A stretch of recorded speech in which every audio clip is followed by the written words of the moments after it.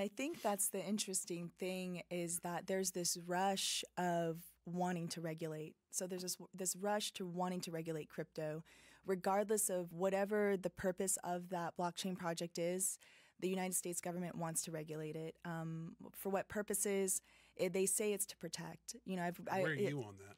And the reason I ask is because I've seen people that you would never think would welcome regulation into crypto because they want to stop all the chaos. But I've also seen people that are like, never regulate ever. They pound their chests and, DeFi forever, or whatever it is. That's a really difficult question. And the reason why is you're right. There's two very, very strong camps of it. And I've been on the side of participating in unregulated projects and getting wrecked. And I'll admit that. Did I feel as though I deserved a safety net? No. Did I feel as though I needed recourse? No, because I was educated in going in on what the risks were. And because of that, I didn't feel as though I felt like sad because I lost that money, but I didn't feel as though I was wronged. But what's your education background? What's your academia, or do you have one? So I actually went to school for political science, and I was planning on having a career in politics, and have worked and interned for different people. Did my little stint in DC, things like that, but. And that's why I think I was always searching for the thing that wasn't corruptible, that because I had experience in certain areas where I saw a lot of interesting things. I don't ever want to get sued for libel, so I won't bring up any names. Especially now. Yes, exactly. And now that I'm public, Jones thing, you're like, oh my God, $1 billion? Yeah. So I'm like, I won't ever say any names probably on video or record, but what I will say is, going back to the regulation part, is that he's 5'9", brown hairs, blue eyes, has a scar here. No. Oh my goodness, that's funny. Identifiers. What I will say about where do I stand in regulation? Here's the thing: is that as a financial instrument, if it's truly meant to be just a raising capital financial instrument for a particular project, then yes, there has to be some sort of disclosures. I don't know if you regulate like a security, but I do think there needs to be a certain amount of disclosures to people who are investing in that project. And what I mean is risk, right?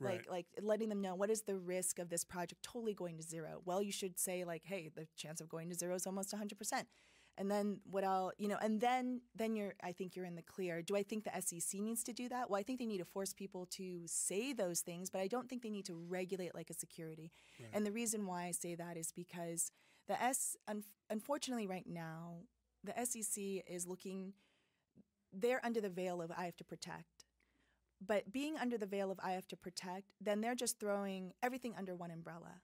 And when I say they're throwing all tokens under one umbrella, is that, well, what happens if you own, and we talked about this earlier, an NFT and you don't ever expect to sell it.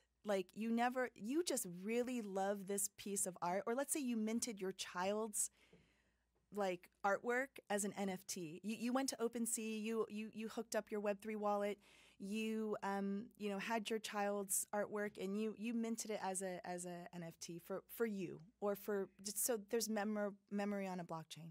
You can do that. There's no restrictions on what you can mint and you can't.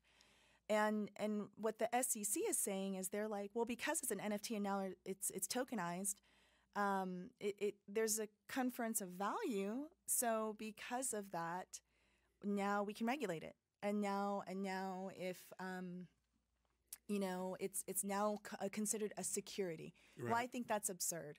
Same thing with DAO governance tokens. Usually when you participate in a fundraising DAO or a decentralized autonomous organization that is purely meant just to fundraise, to confer value and good and money to somebody else, when you do that, you're not expecting any money back in return. It's like a traditional nonprofit. It's like, I give my money, I know that money's gone. The difference with a DAO, though, is that when you give the money, which is where I hope organizations start looking, is when I give a money to a DAO that is more nonprofit based, there's transparency. You can look at if there is organizational waste or not. You can look at spending. You can look at where the money's going. You can see the ledger, right? Because it's all on the blockchain. You can see how people vote. You actually have an opportunity to vote on certain things versus when I just give money to a traditional. It's great, and you're giving great value, and you're doing something for the greater good. But you don't get all those extra bennies that you would with a DAO. And so to kind of finish up on that is what the SEC is saying, and the Texas Blockchain Council through a great event with some attorneys that I went to, and we brought this up under DAOs. It's like, what if it was just a pure fundraising DAO governance token? It's not meant to be traded on like a Uniswap, or it's not meant to be part of a liquidity pool. What do you do with that? It's just meant to say, hey, I participated and now I can vote, but I know all this money is going to go to a charity. What do you do with that? And the answer from the attorneys was that, unfortunately, the way that they would like the law written is that it would be a security. And I'm like, that's ridiculous, because like I can't trade it for anything. I can't like give it. I mean, like I could give it away, I guess, but I couldn't really use it as a financial instrument at all.